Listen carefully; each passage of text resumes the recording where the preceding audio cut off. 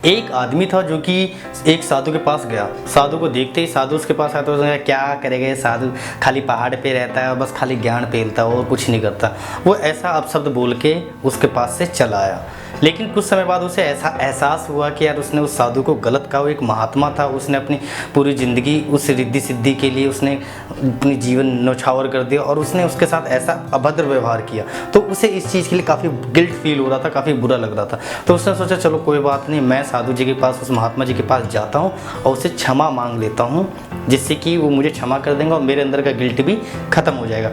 तो वो क्या करता है, फिर दोबारा उस पहाड़ पे जाता है, साधु महात्मा से मिलता है। साधु महात्मा से मिलने के बाद साधु महात्मा से कहता है कि प्लीज़ साधु जी मुझे क्षमा कर दीजिए, मैं अपने शब्दों को वापस लेना चाहता हूँ जो मैंने आपसे कहा, प्लीज़ मुझे कैसे भी क्षमा कर दीजिए। तो साधु ने कहा चलो ठीक है, मैं तुम्हें ये 2 काम देता हूँ, वो 2 काम कर दो, फिर मैं आपको क्षमा कर दूंगा। तो उसने कहा चलो ठीक है। इसी बहाने साधु महात्मा माने तो सही, कम से कम मुझे क्षमा करने के लिए मान तो गए। 2 काम बोले, कोई भी काम मैं कर दूंगा, कोई दिक्कत नहीं। तो उस आदमी ने उससे पूछा साधु महात्मा जी से कि प्लीज़ मुझे बताइए कि आपको 2 काम क्या करवाना है मुझसे। तो उसने कहा कि आप ऐसा करो कि एक ढेर सारे पंख लो और अपने रोड के चौराहे पे उसको रखे हो। ऐसी कैसी?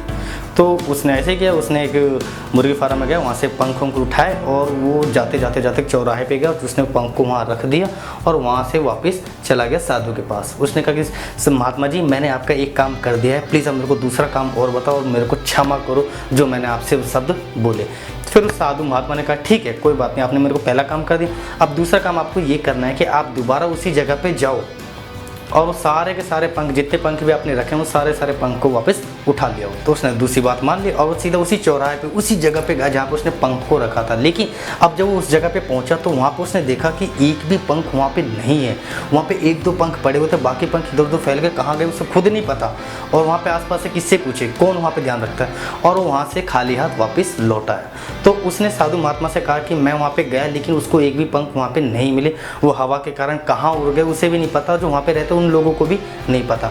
तो साधु महात्मा जी ने उसको स्पष्ट कहा कि यही चीज़ आपकी ज़िंदगी में भी लागू होता है कि अगर आपने किसी को कोई शब्द कह दिया है तो वो शब्द ज़िंदगी में कभी भी वापस नहीं आ सकते हैं। तो प्लीज़ अपने शब्दों को चुन के बोलो। जी हाँ, इस स्टोरी से हमें भी सीखने को यही मिलता है कि हमें भी अपने शब्दों को चुन के बोलना चाहिए कि हम किसी भी सामने वालों को क्या बोल रहे हैं, क्यों बोल रहे हैं। कहीं उसको उस बात से ठेस तो नहीं पहुंचेगी, कहीं उसको मन में चोट तो नहीं लगेगी, तो हम ऐसे शब्दों को क्यों बोले, क्यों उसका इस्तेमाल करें। हम अच्छे शब्दों का इस्तेमाल करें कि भाई मान लो मेरे साथ कोई बुरा करता है लेकिन फिर भी अगर मैं उसको ठेस पहुंचाने के मैंने उसको अच्छे शब्द बोल दिए तो इन फ्यूचर कहीं ना कहीं जाके मान लो मेरा भला ना भी करे तो कम से कम बुरा करने से रुकेगा तो सही, कि वो एक मन में ये भी तो सोचेगा कि यार मैंने इसके साथ बुरा किया लेकिन फिर भी इसने मेरे साथ अच्छे से व्यवहार किया, अच्छे शब्दों का इस्तेमाल किया, तो मैं इसके लिए भला क्यों ऐसा करूँ। तो कहीं ना कहीं ऐसे जाके उसके मन में भी फील होगा और वो भी आपके साथ अच्छी तरह व्यवहार करेगा।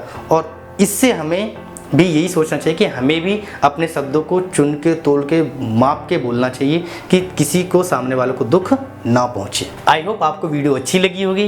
तो इस चैनल पे पहली बार प्लीज़ चैनल को सब्सक्राइब करके मेरे को भी एक मोटिवेशन जरूर दें और एक लाइक करके हौसला जरूर बढ़ाएं। और आप लोगों ने अगर चैनल को सब्सक्राइब कर दिया है तो आपका तहे दिल से शुक्रिया और अपना कीमती समय देने के लिए बहुत बहुत धन्यवाद।